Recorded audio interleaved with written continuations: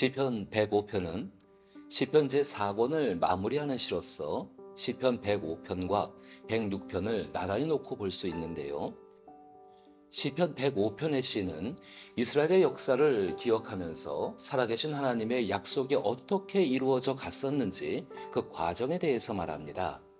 특히 105편은 하나님과 이스라엘 백성 사이에 존재하는 언약의 관계에서 성실하게 하나님께서 약속을 이루셨던 과거의 사건들을 나열하는데요.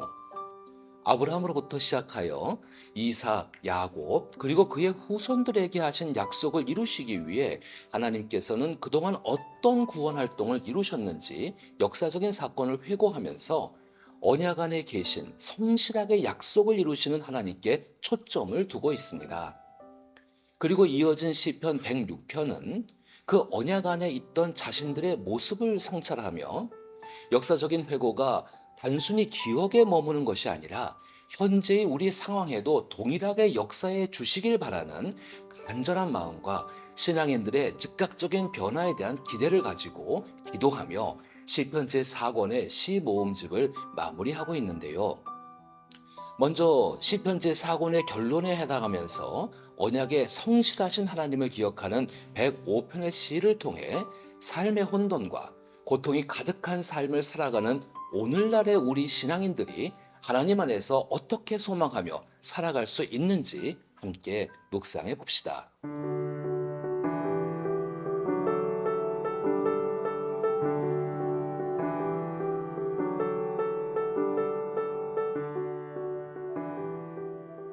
성경을 통해 발견하는 한 가지 사실은 사람은 하나님께서 작정하신 세계 안에 머물며 하나님께서 말씀하신 것을 이루시는 과정 속에서 자신의 짧은 생애를 살아간다는 것입니다. 시편 105편은 이 과정 속에서 고난을 겪고 있는 이스라엘 백성들의 삶의 자리로 우리를 이끕니다. 그리고 그 과정 가운데 이 시편은 이스라엘을 구원하고 보존하셨던 약속의 성실하신 하나님께 초점을 맞추고 있는데요. 소위 역사 시편이라고 불리는 이 시편은 하나님의 신실하시고 변혁적인 행위들을 기억함을 통해서 역사적 기억이 곧 우리의 현재의 삶에 즉각적으로 적용되길 바라는 마음이 담겨 있습니다. 사실 이들이 고통 가운데 있을 때 과거 선조들과 함께 하셨던 하나님의 역사를 기억하는 목적은 과거를 통해 현재를 교훈하며 다가올 미래를 소망하기 위함입니다.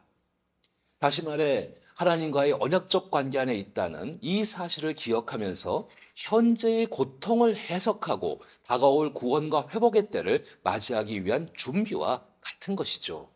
이와 같은 초점에서 시편 105편의 본문을 살펴봅니다. 먼저 1절로부터 15절까지는 이미 앞선 시편 96편에서 다루었던 것처럼 역대상 16장 8절에서 22절에 나오는 다윗의 노래와 같은 전승의 시를 이곳에서도 사용하는 것을 볼 수 있는데요. 여기서는 조금 더 시편 제4권의 주제와 결론의 내용에 맞게 의도하여 해석해 보도록 합니다. 1절에서 6절의 말씀은 이스라엘에 대한 권면, 즉 하나님께 운명을 걸고 하나님의 인격을 닮아가려는 모든 신앙인들을 향한 권면입니다. 특히 1절과 2절에서는 하나님께서 하신 일을 만민에게 알리고 그가 행하신 모든 기이한 일을 전파할 것을 말합니다. 그리고 3절과 4절은 여호와를 구하는 자의 즐거움을 말하며 그의 능력과 그의 얼굴을 구할 것을 말하며 5절과 6절에서는 하나님의 행하신 기적과 판단을 기억하라고 요청합니다. 전하고 구하고 기억하라 라고 말하는 시인의 요청을 한번 생각해 봅시다. 우리 신앙인들에게 전도하고 필요를 구하고 일상 속에서 늘 하나님을 기억하며 살아가야 할 것을 너무 당연하게 요구받고 살아왔었죠. 그러나 우리가 깊이 다시 한번 생각해 본다면 이 모든 것이 가능한 전제는 하나님과의 깊은 사귐과 교제가 있다는 것입니다. 우리가 무엇을 알리고 누군가에게 기대어 구하고 기억하며 살아갈 수 있음에는 그 대상에 대한 깊은 신뢰와 믿음이 바탕이 되어야 합니다. 그리고 그것은 그 대상과의 깊은 사귐을 통해 얻게 됩니다. 이제 시인이 기억하라고 요청하는 것에 대한 구체적인 하나님의 모습을 말합니다.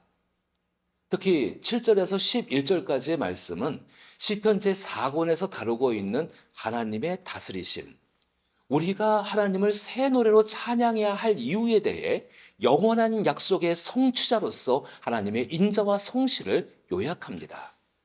자, 이것은 바로 창세기 12장 1절서부터 3절을 통해 약속하신 가나안 땅에서 큰 민족을 이루게 하시겠다는 축복의 말씀이었습니다. 그리고 이 말씀은 아브라함에게 주어진 축복이자 그의 후손인 이삭 그리고 장차 이스라엘이라고 불리게 된 야곱에게도 이어진 축복의 말씀이었습니다. 그러나 이때까지만 해도 이들은 12절에서 말하듯 약속은 받았으나 아직 사람 수가 적어 그 땅에 살게 되었더라도 그저 나그네에 불과해 이곳저곳을 떠돌아다니는 신세였습니다. 그러나 하나님은 당신께서 이루실 그때를 위해 그들을 보존하셨습니다. 그리고 이 시편 105편의 시인은 큰 민족을 이루게 하시는 하나님의 일하심의 과정을 이렇게 바라보았는데요. 하나님께서는 그들이 나그네로 있던 그 땅에 기근을 들게 하시고 장차 하나님께서 하신 일을 위해 약속의 당사자로서 요셉이라는 한 사람을 애굽의 종으로 보내시는데 이것을 시인은 하나님의 말씀이 응할 때까지 단련시켰다고 표현합니다. 한 사람에게 있어서 형제들의 손에 종으로 팔리게 된 가슴 아프고 고통스러운 상황을 하나님께서 당신의 말씀을 이루시기 위해 미리 보내신 것이라고 말합니다. 이 이야기는 창세기 37장에서 시작하여 창세기 마지막 장인 50장에 이르기까지 총 14장에 걸친 서사로 창세기에서 한 인물을 중심으로 한 이야기 중에 가장 긴 분량을 차지하는데요. 아버지에게 가장 사랑받았던 아들이 가족의 품을 떠나는 고통은 이루 말할 수 없었을 것입니다. 그러나 우리가 알다시피 요셉은 자신이 처한 처지에서 끊임없이 하나님 안에서 자신의 중심을 지키고 하나님의 사람으로 더욱 성장해 나가며 결국 요셉에게 주어진 하나님의 때가 찼을 때 애굽의 국무총리가 되는 영예와 애굽의 관료들을 다스리는 권세를 가지게 됩니다. 이것을 시인은 23절과 24절을 통해 하나님께서 이스라엘을 애굽에 들어가 나그네가 되게 하셨지만 요셉을 준비시키심으로 인해 하나님의 백성을 크게 번성하게 하였다고 표현합니다. 105편의 시인이 계속 강조하고 있는 것은 11절에서 말하였듯이 곧 하나님께서 이스라엘에게 주신 약속인데 그 약속을 이룰 때까지 이스라엘은 계속 나그네와 같은 삶을 살아야 했고 예비하신 그 땅에 정착하기 위해서는 비교적 큰 군대가 필요했을 것입니다. 그것을 위해 요셉을 준비시켜 애굽에서 오랜 시간 나그네로 정착해 살면서 큰 민족을 이루어 가나안 땅을 정복하러 갈 수 있도록 준비하신 하나님을 생각하며 하나님의 약속의 성실하심을 이루시기 위해 어떤 과정을 통하여 이스라엘과의 약속을 지키셨는지를 표현하고 있는 것이지요. 그리고 이어지는 26절에서 36절까지의 말씀은 이제 하나님의 때가 차서 이스라엘을 이끌고 하나님께서 약속하신 그 땅, 가나안 땅을 향해 가기 위해 모세와 아론을 택하셔서 애굽을 탈출시켰던 사건을 요약합니다. 이것은 말씀과 약속을 이루시는 하나님의 능력을 말합니다. 그 하나님의 능력은 빈손으로 나오게 하지 않으십니다.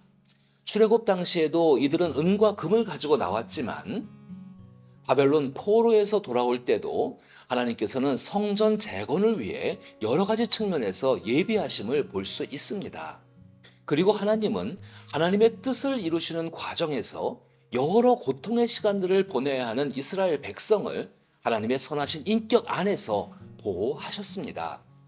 이를 시편 105편의 시인은 하나님께서 스스로 약속하신 거룩한 말씀과 하나님의 종 아브라함을 잊지 않으셨기에 계속하시는 하나님의 신실함을 말합니다. 그리고 43절에서 45절의 말씀은 하나님의 선하신 인격은 그의 백성들을 즐겁게 하며 준비하시고 약속하신 그 땅을 반드시 주시는 하나님을 말합니다. 특히 이 시편의 마지막 절인 45절에서는 하나님께서는 당신의 말씀과 약속을 이루시는 일에는 특정한 목적이 있었음을 말하고 있는데요. 바로 이스라엘이 하나님의 율례와 그의 율법을 따르게 하려 하심이다.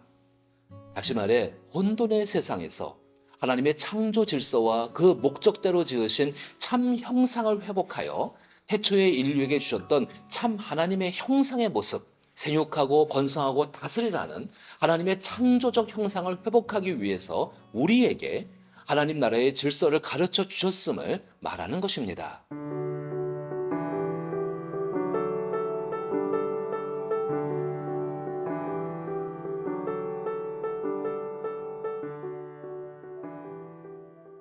우리는 시편을 함께 묵상해 오면서 하나님의 심판과 구원의 구조를 회복을 위한 동전의 양면성과 같은 하나님의 인격임을 함께 묵상해 왔습니다.